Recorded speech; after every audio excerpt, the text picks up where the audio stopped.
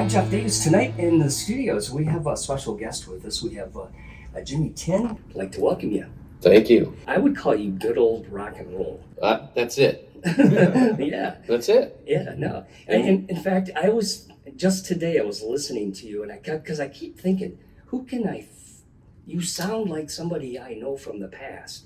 And I think I thought of it, and then I thought, I'll tell this on the air live, and then if he shoots me in the foot, okay. But you remind me very much of the old Ian Hunter.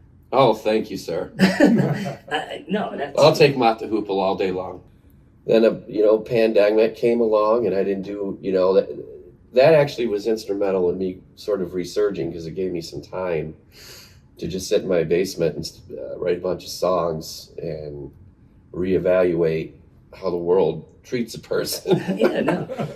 And I met Mike, who was here with me, Mike Wolpe. Hello. And Mike's been real instrumental in me being able to, get to my full potential as far as recording. I got to see one of the videos that you had on one of the songs that you, and I think you said you did the video at Interlochen. Yeah, the Phoenix Theater. It was just a great place, very camera-friendly, bigger place to make look like a rock and roll setting. Yeah, no, it was great. And that your son helped. My son played drums on the whole record, which is, I could almost die tomorrow and be okay with everything.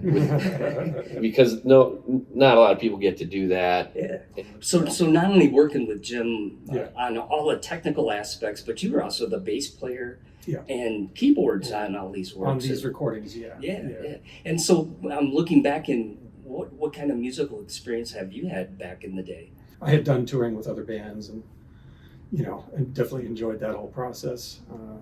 Multiple times. Oh, yeah. And then it happens a lot, and then people land in northern Michigan, which is a great place to land. Oh, right? no, it's been great. Yeah. But I was glad that I could, help Jimmy kind of when he wanted to get this idea off the ground and really start focusing and moving it forward. I was so glad I could kind of be such a, integral part to the whole process. Mike's the first guy that ever told me a song's not done. Which I was like, wait, excuse me? But then it was mind-blowing. It was great, I was like, the song's not done. Well, and having a person who has an ear for the mix. Yeah. Because Mike, that's kind of where you are too, right? Yeah, no, I did the mixing as well as helping with some of the arrangements and bass and keys.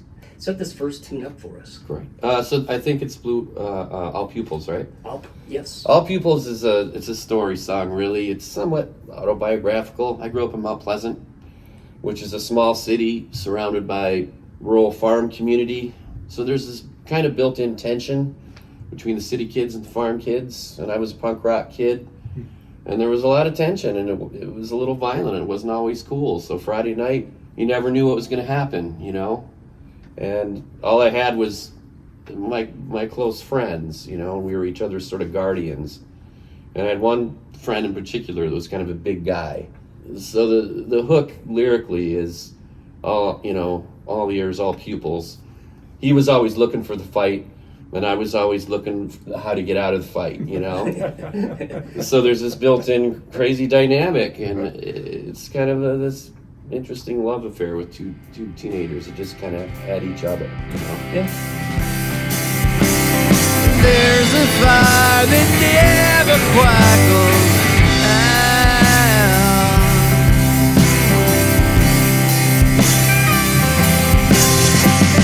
There is a fire that never quite goes out.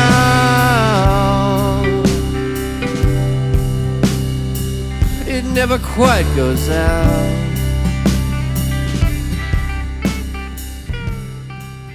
That's Jimmy Tin and the Rough Cuts there off their Blue Bubble disc. That was a really cool song. Loved it. Thank you. Yeah. Thanks. We had lined up playing a song called Nicotine Party. Yeah. And that's just those. That has to have a big story behind it. It's about smoking. Yeah, right.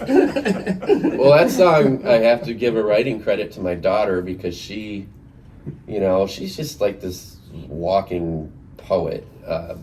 She was working at the coffee shop, again, kind of during the pandemic, and people weren't always super nice and stuff. And I was like, man, you guys probably take a lot of smoke breaks out there behind the coffee shop, don't you? And she's like, yeah. Yeah, at any given moment, we're out there having a nicotine party. And I stopped everything, grabbed my notebook, and that song happened in about 12 seconds. Yeah, almost like a flip of the switch. Yeah, but it's a love song, really. The song, it's totally a love song. Oh, okay. Yeah. Well, hey, let's give it a Jimmy Tin listen. Okay? Do you like that? Sure. Jimmy Tin, and sorry about that. Jimmy Tin and the Rough Cuts here with the Nicotine Party. At our next nicotine party, a couple minutes to breathe. Nicotine party, oh honey, just you and me. Yeah. Winter's coming in and the world's gonna freeze. 90.7 WNMC, there's Jimmy Tin and the Rough Cuts. It's a nicotine party, and it's a little rock and roll party right here in the studios at 90.7 WNMC. Hey, thank you for coming down here tonight, Jimmy. Well, I'm sure we'll be hearing more from you as... That's the plan. You can find us on Spotify, all the streaming services. Just search Jimmy Tin, Blue Bubble. Yeah. Well, so Jimmy Tin and the Rough Cuts are a band to be on the lookout for, and thank you so much, Mike, for coming down into the studios as well, and good luck with that. And I'm sure we'll be playing more of it here on the Locomotion.